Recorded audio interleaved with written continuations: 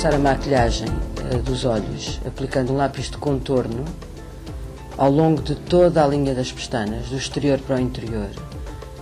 Este lápis é castanho e a minha opção pelo castanho foi dar alguma profundidade ao olhar sem ser demasiado pesado.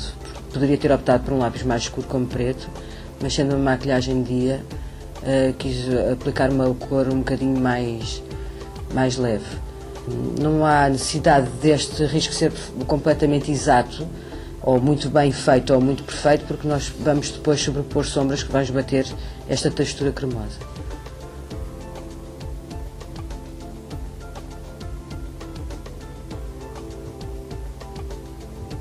Vou começar pela aplicação de uma cor média, ou seja, não vou fazer uma maquilhagem muito escura, daí não ter escolhido uma cor muito escura, uma cor mais natural.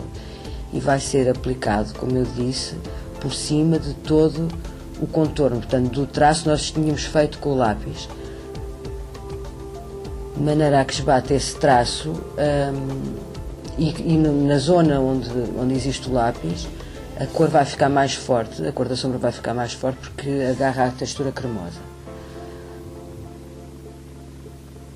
Segue-se a aplicação da mesma cor de sombra no canto externo do olho, para que o olho fique mais comprido e porque no canto interno é sempre uma zona mais escura, portanto vamos deixar a zona do canto interno mais clara, e vou também deixar o meio da pálpebra móvel com menos sombra, porque são dois pontos de luz nos olhos e que eu vou realçar.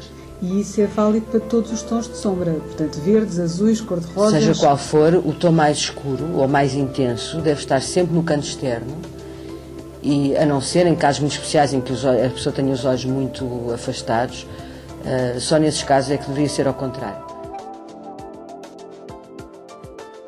Um dos modos para se conseguir um tom mais intenso de sombra é pôr a sombra aos toques, com o aplicador ou com o pincel aos toques. Se arrastarmos o pincel, a sombra fica mais esbatida.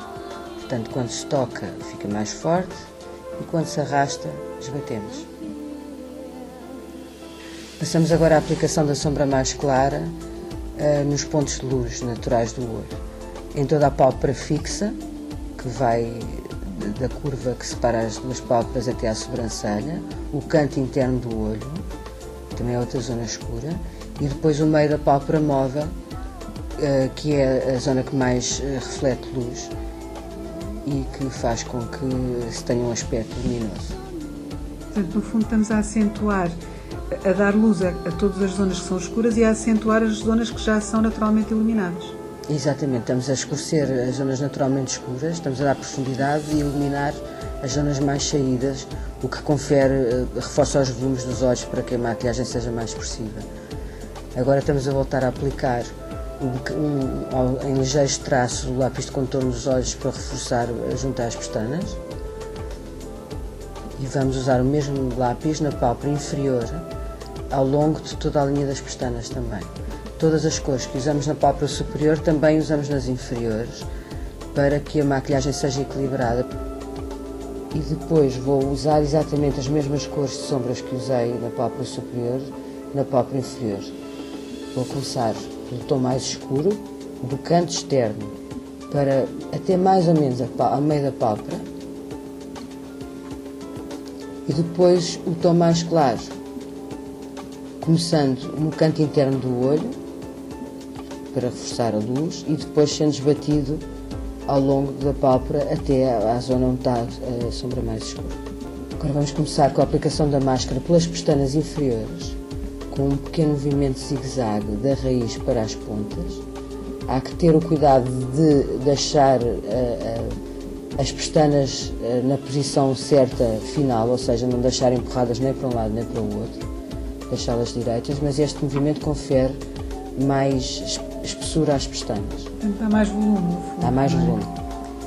E estás a começar pelas pestanas de baixo, porque há alguma razão? Porque as pestanas superiores são muito mais compridas e neste caso há necessidade de a pessoa estar a olhar para cima. Se eu tivesse começado pelas pestanas superiores, já teria esborratado na pálpebra superior.